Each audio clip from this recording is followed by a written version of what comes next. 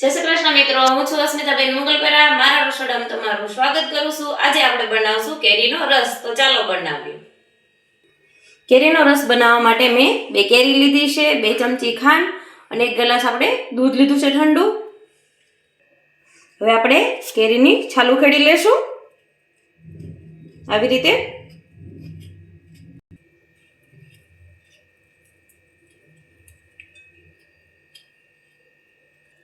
આવી રીતે આપણે 2 કેરીની છાલ ઉખેડી લેશું.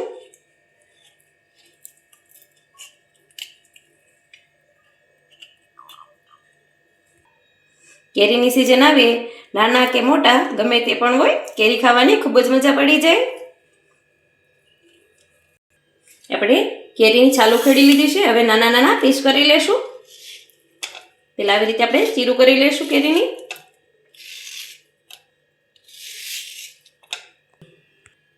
આપણે કેરીને ચીરું કરી હતી, હવે નાના નાના પીસ કરી લેશું આવી રીતે.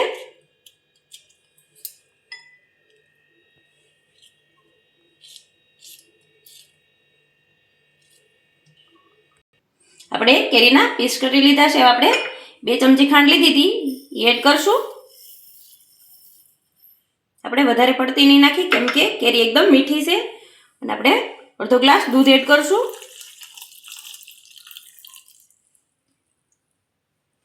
હવે આપણે બ્લેન્ડરની મદદથી આવી રીતે ક્રશ કરી લેશું. આપણો કેસર કેરીનો ઠંડો ઠંડો રસ બનીને તૈયાર થઈ ગયો છે.